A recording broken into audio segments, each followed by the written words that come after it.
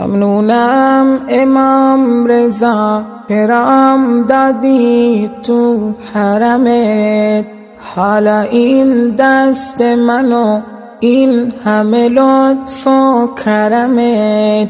اومدم اینجا آقا تا با تو درد دل کنم، دلمو با مهر تو هر دوتا متصل کنم.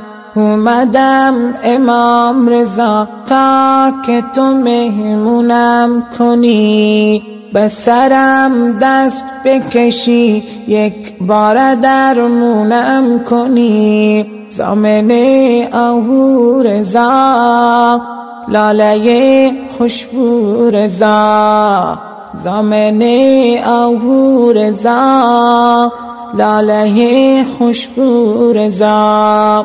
اومدم اینجا آقا نوکریمو امضا کنی، چی میشه که این درو به روی ما تو وا کنی، منو ردم نکنی نگاه به بعدم نکنی. آقا جان اومدم امام رضا خونه به دوش تو باشم، مادرم گفت باید حلقه به گوش تو باشم. کمکم کن که منم آقا غلام تو باشم، بار عشقی تو همیش بروی دوشم بکشم. زامنه آهو رضا لاله خوشبو رضا،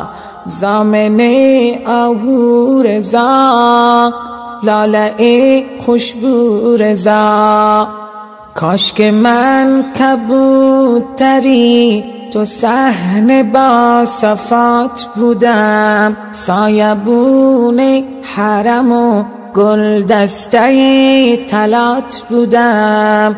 آقا جون با یک نگاه قلب منو صفا بده، جون زهرا مادرت جون زهرا مادرت مریضا رو شفا بده. مریضا تاب ندارن از عشق تو خواب ندارن، مریضا تاب ندارن از عشق تو خواب ندارن.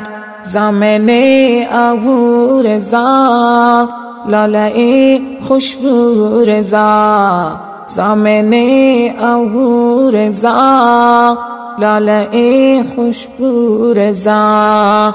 آقا جون قربونتم آقا جون قربونتم، آخه من مهمونتم. زامنه آهو رضا لاله خوشبو رضا.